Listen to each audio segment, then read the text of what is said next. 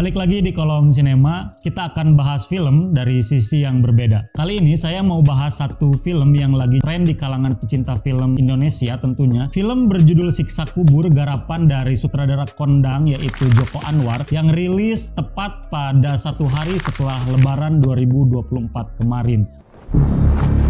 Kenapa orang mencuri?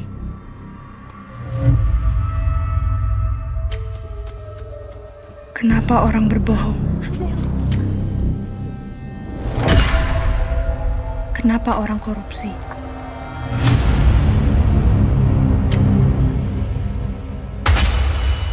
Kenapa orang membunuh?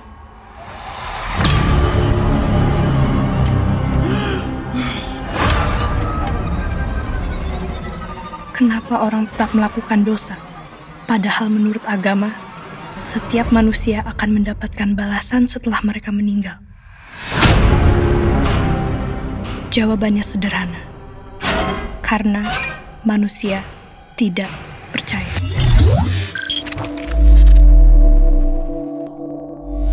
Tapi sebelum kita masuk ke pembahasan filmnya, saya mau bahas beberapa teori yang pada akhirnya nanti akan berkaitan dengan teori-teori ataupun jalannya cerita yang ada di film Siksa Kubur, kawan-kawan. Pertama, Eckhart Tolle, seorang religius dan juga seorang guru spiritual, merupakan seorang warga Kanada, namun pengaruh spiritualnya dikenal di Amerika Serikat. Bahkan pada tahun 2011, The New York Times menganugerahi Eckhart Tolle sebagai seorang yang paling berpengaruh di dalam bidang spiritualitas Amerika Serikat. Namun begitu, walaupun beberapa karyanya sangat dikenal di kalangan para spiritualis dan juga religius di Amerika Serikat, Eckhart Tolle ini sama sekali tidak terkait dengan satu aliran kepercayaan atau satu agama tertentu. Nah, kemudian satu waktu Eckhart Tolle ini pernah mengemukakan sebuah teori tentang ketidakpastian. Salah satu kalimat yang diucapkan Eckhart Tolle berbunyi, "Jika ketidakpastian tidak dapat Anda terima, maka hal itu akan berubah menjadi ketakutan." Nah, teori ini saya coba hubungkan dengan jalan cerita yang ada di film Siksa Kubur, kawan-kawan.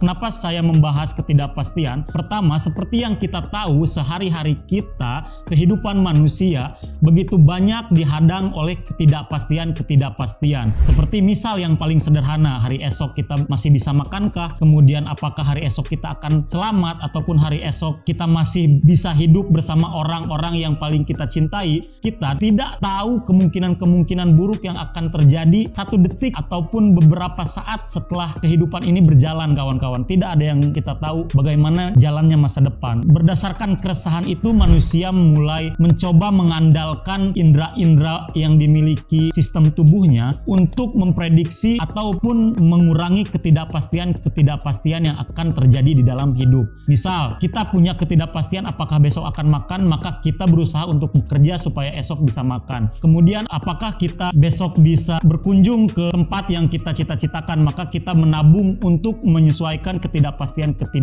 itu, ataupun untuk meminimalisasi ketidakpastian itu terjadi di hidup kita. Berdasarkan hal demikian, maka bisa kita sepakati bahwa sebenarnya manusia memang benar-benar membenci ketidakpastian, kawan-kawan. Dan kalau kita sadari, tujuan manusia hidup di alam dunia itu adalah semata-mata untuk mengurangi ketidakpastian dan mencapai tujuan-tujuan di dalam hidup kita. Ya kan, itu tujuan manusia hidup sebenarnya. Untuk menyelesaikan ketidakpastian tersebut hingga menjadi suatu kepastian yang akan membuat manusia itu tenang. Kemudian ada pertanyaan menggelitik tentang ketidakpastian ini jika dihubungkan dengan sesuatu yang bersifat religiusitas ataupun bersifat kepercayaan yang sama sekali tidak bisa dipandang melalui aspek-aspek hal yang nyata gitu, kawan-kawan. Apakah benar ada kehidupan setelah kematian? Nah, siapa yang pernah punya pertanyaan seperti itu sepanjang hidupnya?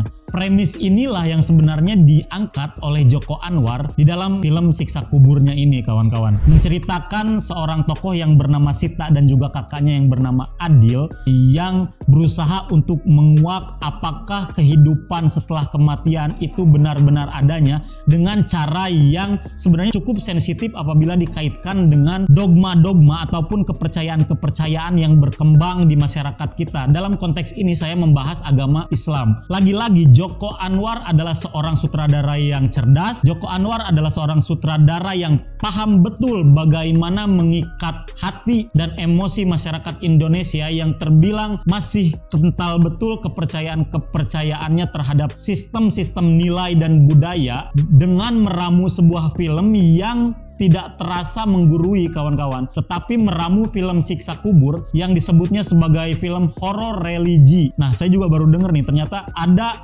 genre horor religi. Biasanya kita melihat film-film horor Indonesia kebanyakan ya, itu menggunakan lapisan-lapisan agama untuk justru memperlemah tokoh-tokohnya hingga mengakibatkan tokoh-tokoh di dalam filmnya ini diserang oleh dalam tanda kutip makhluk-makhluk halus misalnya gitu. Nah, tetapi kelebihan di dalam film Siksa Kubur ini justru menjadikan aspek ataupun lapisan-lapisan di dalam agama sebagai tiang-tiang dan fondasi supaya film ini bisa berdiri dengan kokoh kawan-kawan. Dan kita sebagai penonton diberi keleluasaan yang benar-benar luas untuk menafsir sendiri apakah Siksa Kubur ini benar-benar ada ataupun menjadi tahayul-tahayul agama yang membuat orang justru menjadi jahat dalam tanda kutip. Kalau agama benar dan manusia akan mendapatkan balasan sesuai dengan apa yang dia lakukan di dunia, orang yang saya cari itu pasti akan mendapatkan siksa di dalam kubur.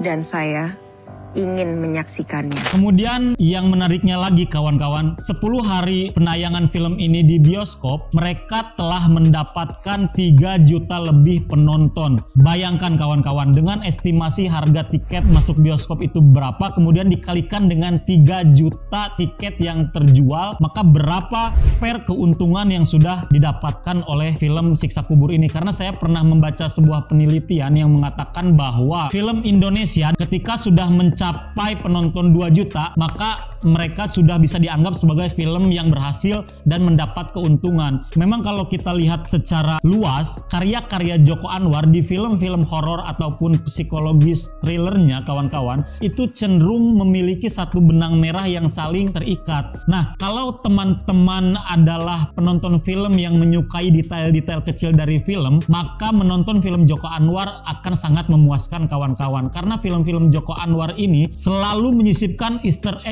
egg di dalam setiap filmnya. Contoh ya, dari film pertama Joko Anwar yaitu berjudul Kala, itu sudah dibahas sebuah organisasi bernama Heroses kawan-kawan. Heroses ini banyak yang mengatakan sebagai sebuah organisasi turunan dari organisasi Freemason yang ada di luar sana. Kemudian juga pada film Modus Anomaly kawan-kawan. Modus Anomaly itu pemerannya adalah Rio Dewanto yang menjadi seorang psikopat. Dalam film Pintu Terlarang yang tayang pada tahun 2009, Joko Anwar menghadirkan Rio Dewanto sebagai cameo yang datang di akhir film mengunjungi Fachri Albar yang menjadi pendeta. Nah, Fachri Albar ini menjadi tokoh utama di dalam Pintu Terlarang yang juga menjadi psikopat kawan-kawan. Satu film dengan film lainnya itu seperti ada sesuatu yang ingin disampaikan oleh Joko Anwar. Selebihnya kawan-kawan bisa saksikan saja semua film Joko Anwar. Nah, setelah dari banyaknya yang saya bahas barusan, saya jadi semakin punya semangat baru gitu ketika menonton film-film Indonesia, karena selain pilihan genre yang banyak, juga kita dihadapkan pada pilihan-pilihan alternatif tontonan yang segar kawan-kawan. Yang satu yang paling saya sukai bahwa film yang berhasil adalah film yang tidak terikat terhadap dogma-dogma, tetapi film itu punya ruang tafsirnya sendiri untuk para penyaksi, sehingga para penyaksi ini bisa menentukan di mana posisi mereka ketika setelah menonton film. Nah, itu saja barangkali teman-teman apa yang bisa saya bahas dari Siksa Kubur ini. Silahkan tonton, masih tayang di bioskop. Jangan lupa like, komen, dan subscribe juga channel Langgam Pustaka TV. Kemudian saksikan terus perbincangan film-film ataupun series lainnya hanya di Kolom Sinema.